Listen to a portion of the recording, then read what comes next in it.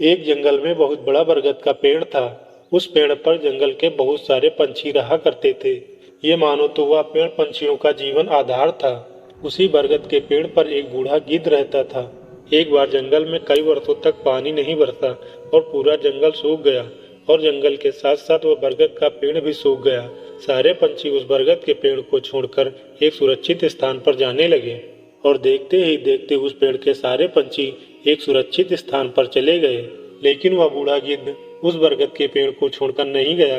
पेड़ इतना ज्यादा सूख गया था कि उसकी टहनियां टूट टूट कर गिरने लगी। फिर भी वह बूढ़ा गिद्ध उसे छोड़कर नहीं गया।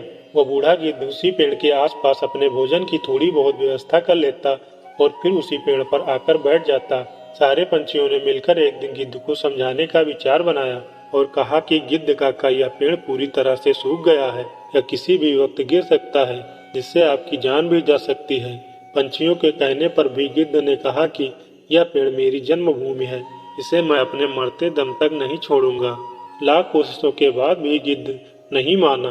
पंछियों ने सोचा कि गिद्ध काका मेरे अपने हैं, इन्हें समझाने के लिए इंद्रदेव को बुलाना चाहिए। सारे पंछी इंद्रदेव के पास पहुंच गए और गिद्ध की बात बताई। ये बात सुनकर इंद्रदेव जंगल में आए और गिद्ध से उस पेड़ को न छोड़ने का कारण पूछा।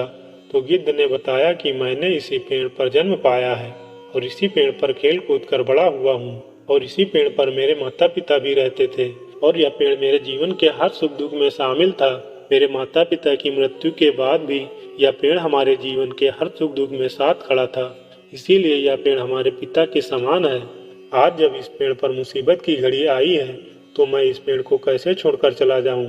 मैं अपनी आखिरी सांस तक इसी पेड़ पर रहूंगा। तब इंद्रदेव ने कहा कि मैं तुम्हारे इस अटूट प्रेम की वजह से बहुत प्रसन्न हूँ, तुम जो मांगो मैं तुम्हें दूंगा। तब बूढ़े गिद्ध ने कहा कि यदि तुम कुछ देना ही चाहते हो तो इस पेड़ को फिर से हरा भरा कर दो और मुझे कुछ नहीं चाहिए। तब इंद्रदेव ने बारिश कर दी और जंगल के साथ साथ पेड़ भी हरा भरा हो गया और सारे पंछी उसी पेड़ पर वापस आ गए और बूढ़े गिद्ध को सभी पंछी वहीं खाने पीने की व्यवस्था कर दिया करते थे। दोस्तों, बुढ़ापे में अपनी औलाद इसीलिए